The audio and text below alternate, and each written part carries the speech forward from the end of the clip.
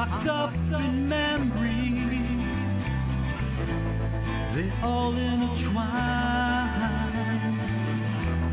The memories in my mind.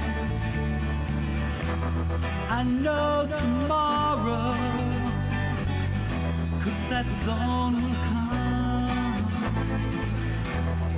You will never know just what you have done.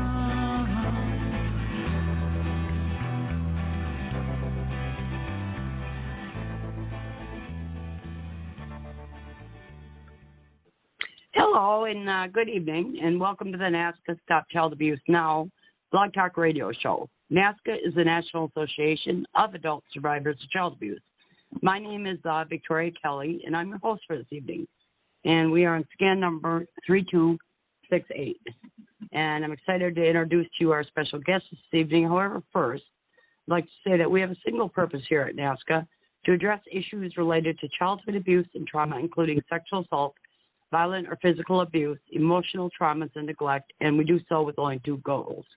One, educating the public, especially as related to helping society get over its taboo of discussing childhood sexual abuse, and presenting facts showing child abuse to be a pandemic worldwide problem that affects everyone. And number two, offering hope and healing through numerous paths, providing many services to adult survivors of child abuse and information for anyone interested in the many issues involving prevention, intervention, and recovery. Again, we are on scan number 3268, and if you'd like to be part of the panel this evening, please call in at 646-595-2118, and my co-host or myself will meet you on the back line and ask if you'd like to ask a question or have anything to say. We'd love to have you join us and support our guests. Now, our special guest this evening is Pastor Deborah. Hello, Pastor Deborah. Hello. How are you this evening? I'm pretty good. And how about you? Oh, I'm doing okay. Yeah, it's you and I, and we also have a call-in on hold as well. And so maybe I can bring her on. Go ahead. Yeah, go ahead. Yeah. Okay, hi there. Hi. No, what was your name again? Lori Purcell. Lori. Oh, nice that you could come on tonight. So Pastor Deborah's on, and she usually has a topic, and but we can keep the lines open, keep the mics open, and have somewhat of a discussion. That's okay, Pastor Deborah. Yeah, that's good. Okay. I'm filling in for somebody, so I don't know. Oh, okay. Well, you're in. on. You're the special guest tonight. Yeah. So I'm glad you could come on. Thanks for. Yeah, I do have some topics that are dealing with healing from the trauma, and I sort of got an ABC of it. Okay.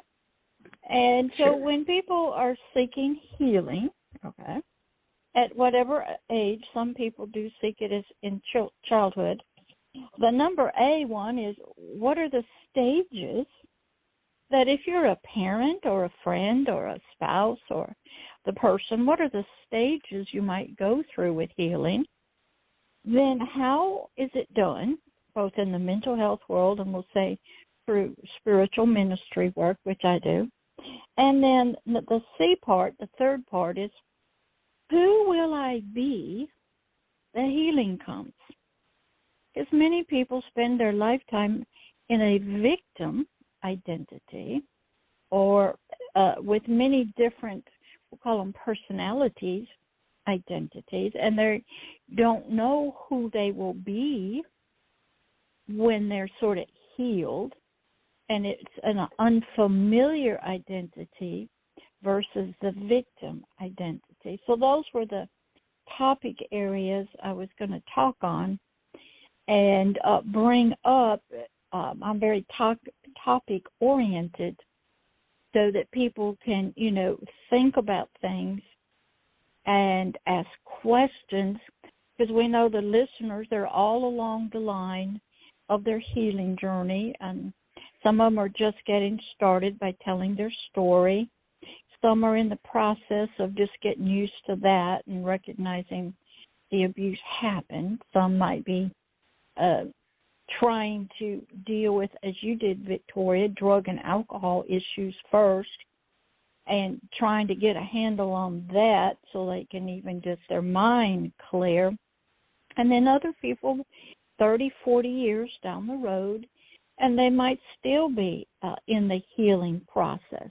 So I just wanted to talk about those topic areas about healing from trauma and what are some of the things. So I'll leave it to you to see if there's anybody online or do whatever you want to do right now. Lori, do you have anything you'd like to ask or want to discuss with those ideas? Oh, tonight I have one. I didn't check to see what it was like, and I've had this subject going on for a while. The kids. It's always the kids with me, and in the early stages of abuse, nobody is allowed to go into the locker room where they change for gym or the shower, even the bathroom and whatnot. That's where a lot of this abuse starts.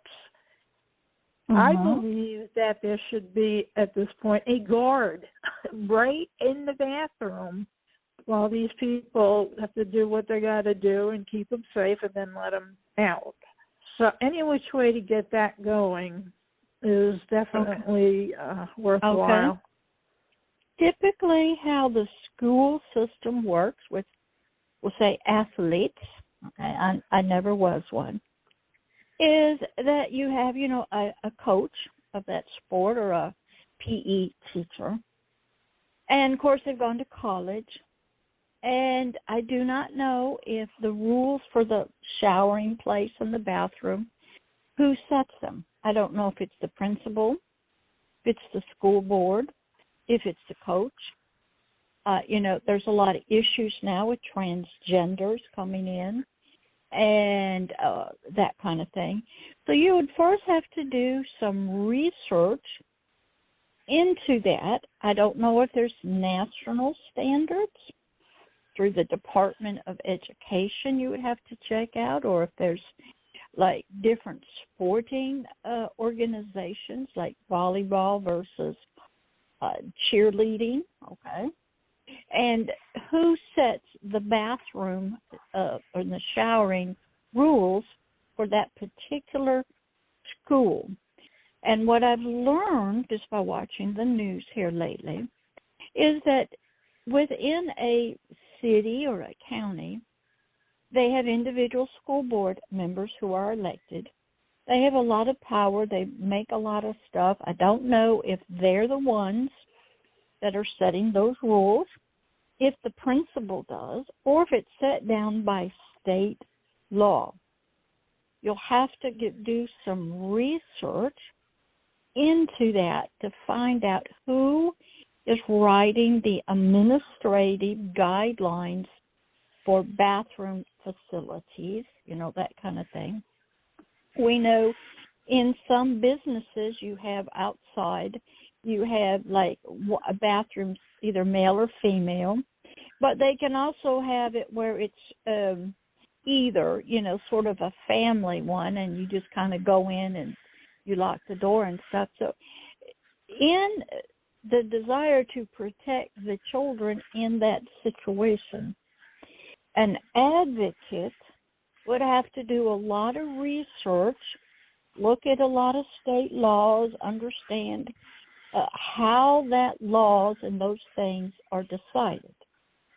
Then they have to, there's a big fight right now that's going on from the transgenders saying I feel like I'm a girl, but I have a male body, but going on my feelings, and I want to be in with the girls because I feel like I'm a girl. This is really going on? Yes. My niece's daughter's transgender, and I was wondering how she was handled in the gym or any other kind of place. Okay. I didn't know how. Okay, how it's handled in education system, universities, in that area where you get changed and you shower and you change clothes, you would, as an advocate, okay, for child abuse, you would have to do some research into maybe court cases. There have been some, into some things that we're going to read a lot. You're going to learn a lot about who decides, who makes the legal decision that this is the females and this is the males. Is that backed up by law, state, federal? And you have to, an advocate who wants to address this, you're going to spend a lot of time studying newspapers, judicial systems, lawsuits that have come up. You're going to be doing a lot of research to get a handle on what's happening.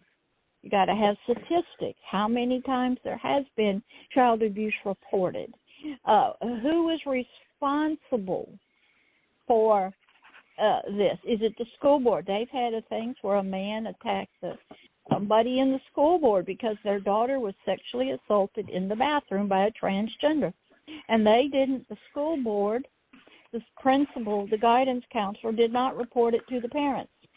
There's a lot of power that goes on in the school system. A lot happens that the parents don't know about.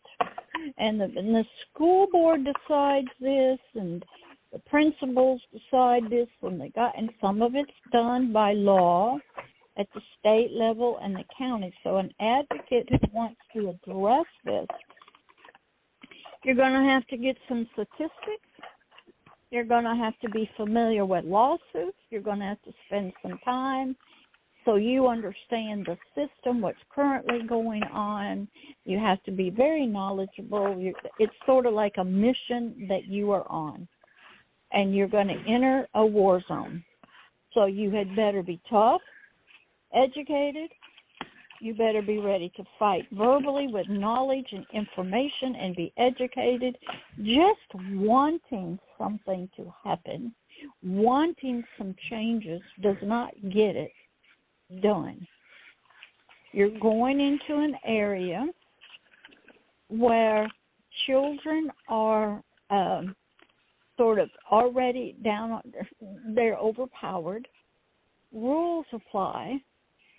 There's cover-up. There's coaches happening, okay, blah, blah, blah. And the kids are afraid to come to the gym teacher, the school teacher, the principal. They sweep it under the rug, afraid to tell their parents, okay, stuff happens.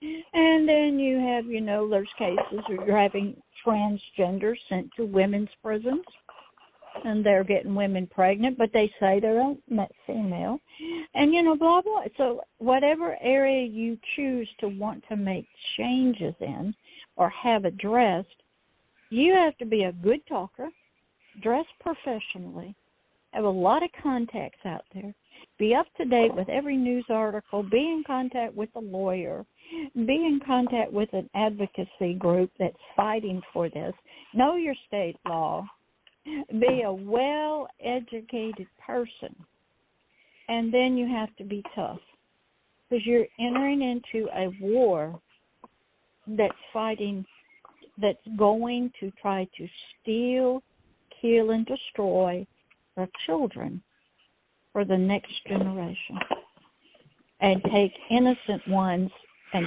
turn them evil and wicked, destroy them, pervert them. And if you are not tough, just being a wonderful, wonderful person who cares about children of abuse, wanting to make changes is not going to cut it out there in that world. There's wolves, lions, and bears. And you have got to be very tough, be knowledgeable. You may have to get up and say, I'll see you in court. You got to have money behind you. You got to have lawyers behind you, and you have to be ready to battle. Does that help you, Miss Lori? Well, on that side it does, but I was looking at what's going on in her head, her feelings. the effect that the abuses had taken, because she took a year off from school. She was homeschooled. This is the COVID thing. She chose to do that because she was being so badly bullied, and she's a sweet, kind person. So I'm wondering what kind of effect is this having on her? Okay. When you are a sweet and kind person, and even at home you get abused, as you know, the world is an abusive place. Sweet, kind, innocent, wonderfully personality people are going to be attacked. Because the enemy of sweetness and kindness wants to destroy that. Okay? There's an enemy out there. And they want to destroy that person and turn them into an evil, wicked, hateful, jealous, filled with fear and terror. Okay? Parents are not knowledgeable. I had to take to work in the licensed clinical mental health counseling field, child development. How many parents have had child development courses in high school? How many parents, I made a comment just today on LinkedIn, parents don't even know the emotional development of a child. They don't even know that their own childhood, the parents, and the home life are the first groomers of human trafficking, the first abusers of the children, grandmas, grandpas, their lives that they had, the parents, they are the first, if they're ignorant of what's going on in the world, and they just think they can, it's a lovey-dovey, wonderful, sweet, kind, and they are not preparing their child to battle that. They are not preparing their child for life. Parents are the first groomers.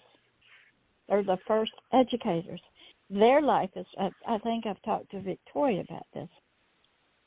They have discovered that when a child has childhood adverse experience, your parents divorce, you're a single parent, you are stay at home in isolation, and your parents are loving and kind and wonderful. That does not help you in the real world.